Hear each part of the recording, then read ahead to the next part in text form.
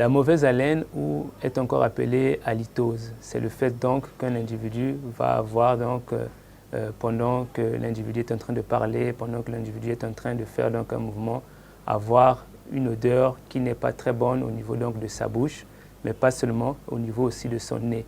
Alors il faut noter que la bouche va donc être l'une des parties du corps qui va être les plus sales au niveau de l'anatomie d'un individu.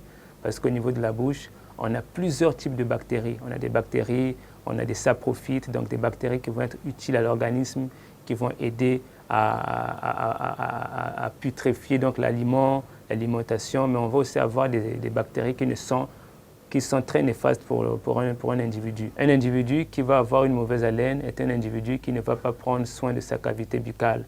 Donc quelqu'un qui a mangé mais qui ne sait pas brosser les dents, quelqu'un qui a mangé mais qui n'a pas utilisé un fil dentaire, qui n'a pas utilisé un bain de bouche. Donc généralement, lorsqu'on n'utilise pas toutes ces choses, particulièrement ces trois éléments, le fil dentaire, un bain de bouche ou bien même une pâte dentifrice classique, cet individu risquera donc d'avoir une halitose.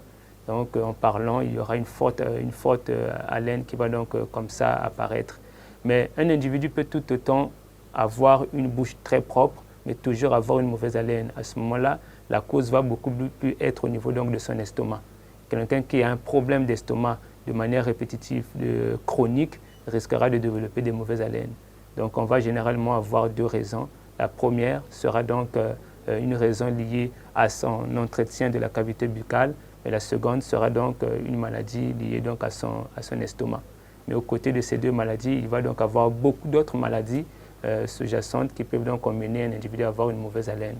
Par exemple, le diabète. Alors, un bain de bouche, en général, est une solution qui va donc avoir un antiseptique en son sein ou même avoir plusieurs autres excipients. Et c'est un produit qui peut être utilisé de façon normale, mais pas de manière vraiment répétitive, parce qu'il est déconseillé de pouvoir les utiliser à une haute fréquence, parce que le bain de bouche risquerait donc de pouvoir détruire, éliminer toutes les bactéries de la bouche. Or, il s'avère qu'il y a des bactéries, des saprophytes, qui sont très utiles pour la cavité buccale. Donc il faut les utiliser, mais les utiliser vraiment avec modération. Donc sous avis d'un médecin ou même d'un pharmacien, pour pouvoir donc donner une fréquence, une modalité d'utilisation mensuelle ou même hebdomadaire.